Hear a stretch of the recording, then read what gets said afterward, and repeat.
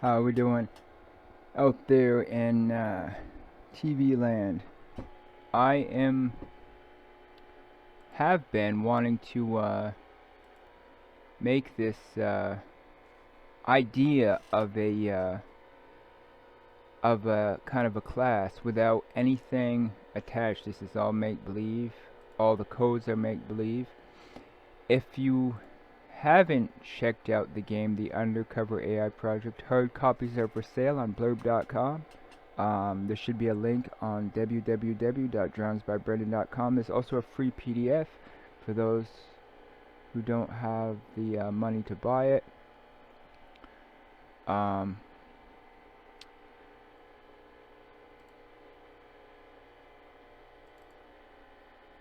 See if I can pull up the last one that I think this is the.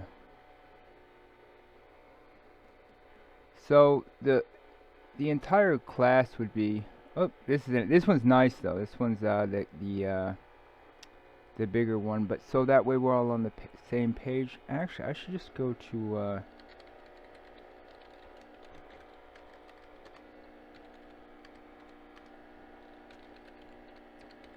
And I'll get one up here just so I can, you know, sometimes I upload stuff and I forget exactly which one I put up here. The King James style version, the old English font, or the New Times Roman.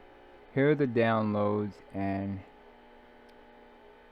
the Game Theater script, Game Wooden Cover Edition.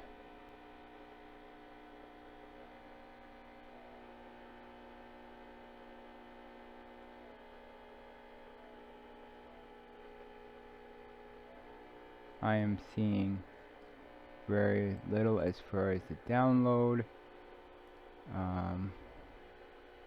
Downloadable PDF right here. So this is the one that I got up there. That's you know, there you could probably just, yeah, this is the PDF. You could just open it up right online here, as well as download it. But this is the one up here, and it's 308 pages. There's 3 books in here. And you know what we're gonna be looking at the second book. It's got all these computer codes in here, and this is gonna be all pretend. I mean, there's very little anything I want to do with this that's going to be truth based, unless it's the truth we know, which is, you know, quantum particles can be very real particles. So with that idea in mind, what I'm gonna do is kind of just make, you know, the entire fakeness of it. I mean, I'm pretty much gonna fake the class, fake the codes, and you know, just for thought, for you know, see what comes out of it. I mean, it's a very real possibility that as a, you know, a pretend code can be a code, but I don't know if I'm gonna commit myself to kind of making my mind see the code, and I don't know if I'd recommend it either. Unless, I mean, you truly are committed. There's this idea over here. If we went here to the command prompt, and we went up here. Here's mine. So I could pretty much, with this command prompt, you know, I could find one of these codes. Kind of, you know, it most likely wouldn't work. I mean, I can't find much that would work with this command prompt. But I mean, say I want to do the block thing, you know. You know, he runs a square pretty much. So he pretty much runs, you know, and in the book, you know, he does this. He doesn't use the down one. The down one, in my mind, is for something that's you know, from above. The up one is kind of climbing upwards. So it can be a pretty scary thought. And then he pretty much, it looks like, you know, I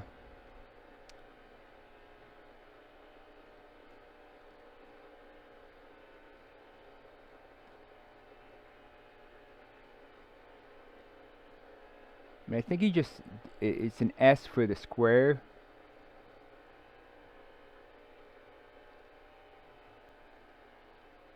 I mean, I wrote the book, and it's that hard to, I mean, that's why I would want to make the class too, because it would be, it's hard to it's hard to kind of recall everything that's in here, you know, and it is all make believe.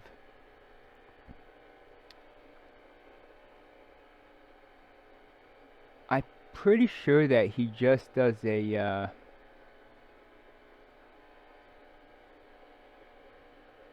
so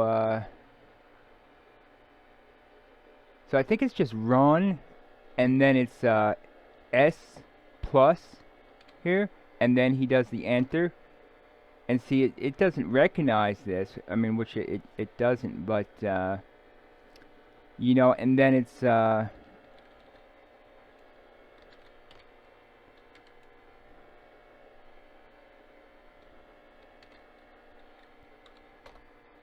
but some things, I mean, it doesn't recognize.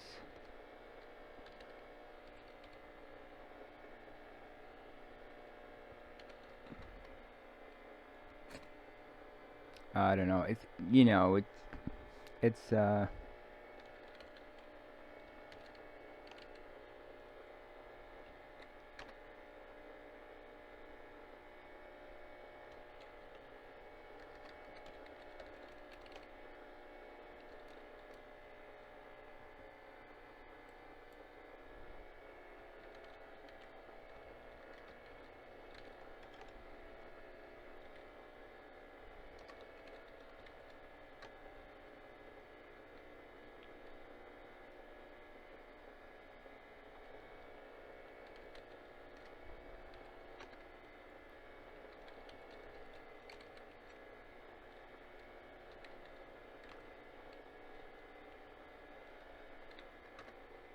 okay. So it's something to think about, something to play with.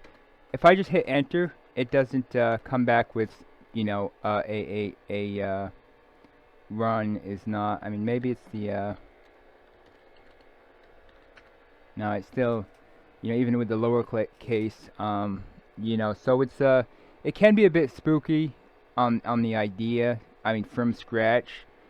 So something to play with, something to think about. You know, in my mind, what would happen here, you know, is it pretty much be the command prompt and then inventing the sort of inventing the language behind it.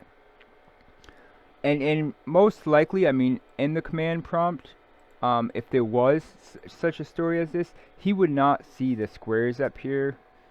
Most likely, he would in his imagination, in a sense. You know, he'd do a run, you know, and then turn the square, and then to red, and there'd be a little red one up there, and you know, so now whenever he types, you know, red, I suppose, or it's you know, a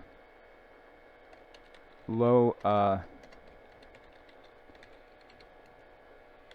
I mean, I suppose that's if he saved it as a red. So I mean, if he made a pixel here and a pixel here and a pixel here, you know, each one he'd go along and save. So you know, I mean, the next one he'd do an arrow key. He'd say load. You know, well, he would first save the red pixel in the corner up here, and then he would move it over with the arrow keys, and then save that same red square until it filled the board. And then, you know, he could, you know, pretty much just, you know, load, you know, and then the arrow keys, you know, like 1, 2, you know, through his imagination. And once he got the arrow keys, then he just, and you know, in theory it'd be over here, the little red one, or down here. And so that's about all I'm going to do with this video. But you know, hopefully in the future here I will be able to, I will kind of make some videos of what it would be like if, you know, RK was kind of the master behind the code. And it's sort of in a sense just like the game with the sticks and the forest and the tribes and the people that came out of it. This one's if RK was pretty much, you know, the code writer, you know. So and you know, it'd pretty much be in his head too. Was, you know, I mean, that's the only way to look at this, that it would be, you know, in his head. And I'm not sure I'm gonna go there to that level, but you know, it's it's fun to think about, and all in all, it's you know, extremely intelligent, and it's very fun to think about. I hope you have a wonderful day.